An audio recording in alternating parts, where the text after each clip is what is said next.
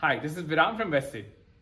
We often talk about how you can invest in different global economies through the US stock market.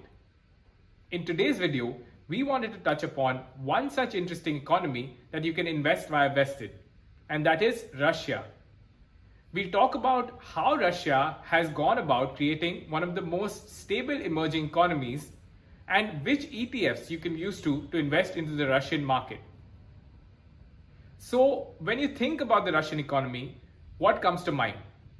For me, and probably for a lot of others, it's two words: oil and sanctions. The Russian economy has been dependent on oil for a long period of time.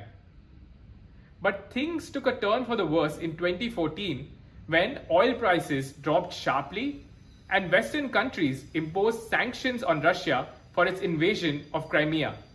The Russian stock market dropped by 30% in 2014 and remained nearly flat in all of 2015. The Russian ruble also took a bad beating. It dropped from 33 rubles for a dollar in January 2014 to 69 rubles for a dollar in February 2015. But Russia is no stranger to financial crisis. In 1998, the Russian government had to devalue its currency and also it defaulted on its debt. In 2008, Russia went through another financial crisis which wiped off 1 trillion from its stock market. But the 2014 crisis was different. It was as if Vladimir Putin's government had had enough. They set in place a series of measures that in fact turned the Russian economy around. The Russian government went about putting in place measures to protect themselves from its two arch nemesis, oil and sanctions. First up, they introduced the import substitution policy. This policy encourages higher quality of local companies and reduces Russia's dependence on imports.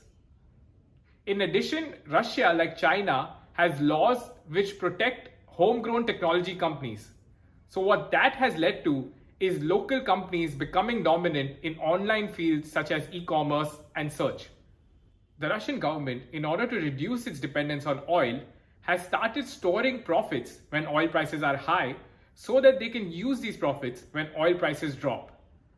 All of these factors have made Russia a strong contender for outperformance amongst the emerging markets.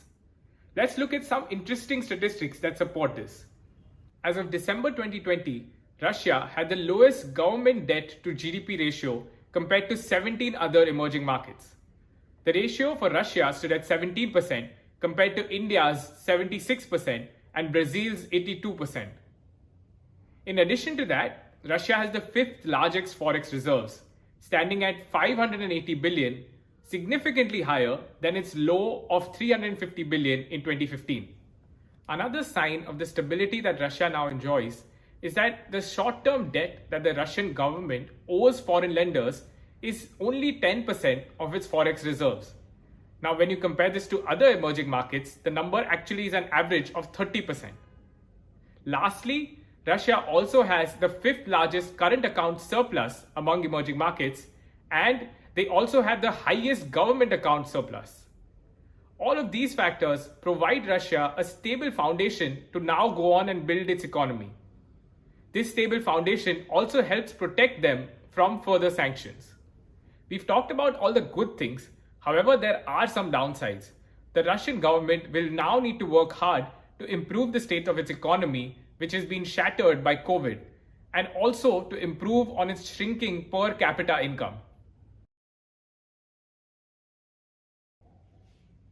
Okay, so if you're looking to invest in the Russian stock exchange via the US markets, you can look at two ETFs.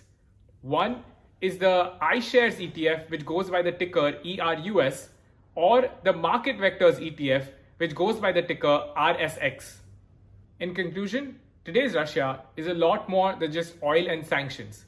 For someone that's bullish on emerging markets, it's become an economy that's hard to ignore. Thanks, and stay tuned for more. Thanks for watching. If you like our content, subscribe to our channel and hit the bell icon to get regular updates.